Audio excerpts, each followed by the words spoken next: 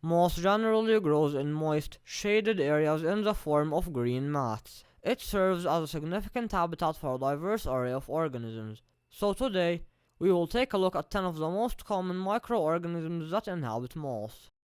Number 1. Rotifers. Rotifers are microscopic animals. They inhabit the thin films of water that coat moss.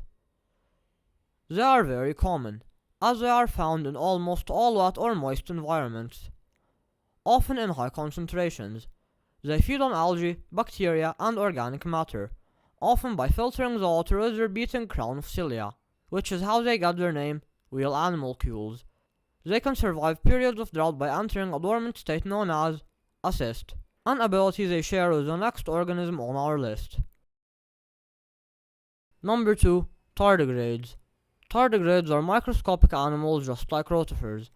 Also, just like rotifers, some species can enter a dormant cyst stage.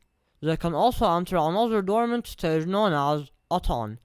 This allows them to survive extreme conditions, for example, drought, radiation, pressure, and more.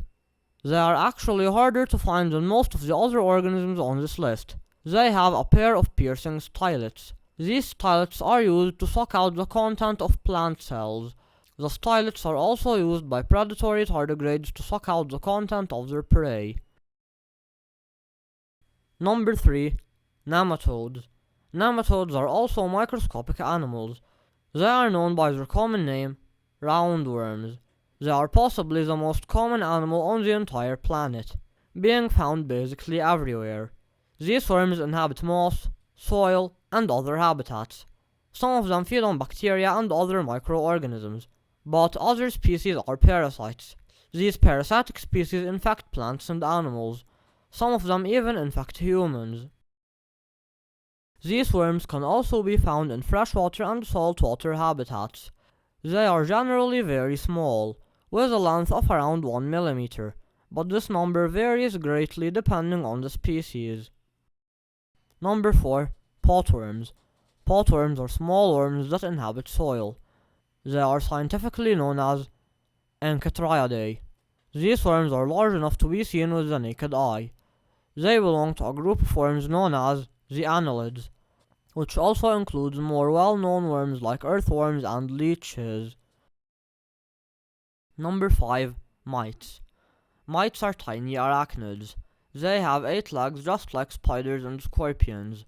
This means that mites are actually not insects. Mites can be found crawling on moss or soil. Some mites are decomposers while others are predators. Other mites are parasites, for example, ticks, which are external parasites that feed on blood like some female mosquitoes. Mites are arthropods. Their body is protected by an exoskeleton, just like the next organism on our list. Number 6. Springtails. Springtails are arthropods just like mites. They belong to a group of arthropods known as the hexapods, which also includes insects. But springtails aren't considered insects, which is because they don't have wings unlike most insects. Also, their mouth parts are internal, unlike the mouth parts of insects. Springtails feed on decaying organic matter, helping in the process of decomposition. Their name comes from their ability to launch themselves into the air using an organ known as a furcula. The furcula works similar to a spring. It stores energy, and when it releases, it hits against the substrate, launching the springtail into the air. Number 7. Amoebae. Unlike every other organism on this list so far, amoebae aren't animals. Instead, they are unicellular organisms. They lack a cell wall. This allows them to change their shape freely. They move around using extensions of the cell membrane known as pseudopodia, or false feet. Since they consist of only one cell, they lack organs. They don't have a digestive system, so they use a feeding mechanism known as phagocytosis, where they engulf their prey using their pseudopodia. The ingested particles are encased in a food vacuole to be digested. Amoebae feed on bacteria and other organic debris. They are generally free-living, though some species are parasites. They are commonly found in moss, soil, freshwater, and saltwater habitats. Number 8. Ciliates. Ciliates are unicellular organisms, just like amoebae. They are distinguished by the presence of hair-like structures known as cilia on their body. These structures beat in a rapid, synchronized pattern. The main functions of cilia are movement and feeding. Cilia are used to create a vortex to draw in food particles. Ciliates have two types of nuclei, macronuclei and micronuclei. Some ciliates have special abilities. For example, the ability to retract with extreme speeds, or the ability to regenerate after being cut into pieces. Most ciliates feed on bacteria, organic debris, and small organisms. But some species have symbiotic algae living in their body. These algae provide the ciliate with nutrients and oxygen. Number 9. Diatoms. Diatoms are unicellular microorganisms. They get their nutrients by performing a process known as photosynthesis. In this process, they take in CO2 and produce oxygen as a byproduct. In fact, diatoms in marine environments produce a significant percentage of the Earth's oxygen. Diatoms serve as an important food source for many organisms, for example, copepods and snails. Number 10. Bacteria.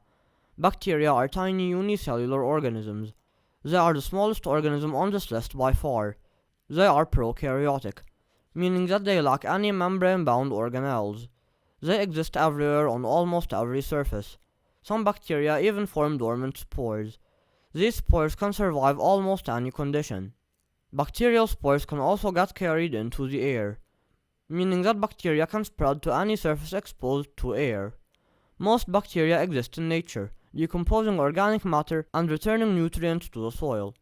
But many species of bacteria can infect plants, animals, and humans, leading to bacterial infections, some of which can be fatal. And now, we have reached the end of this list. If you want more moss-related content, check out one of these two videos shown here.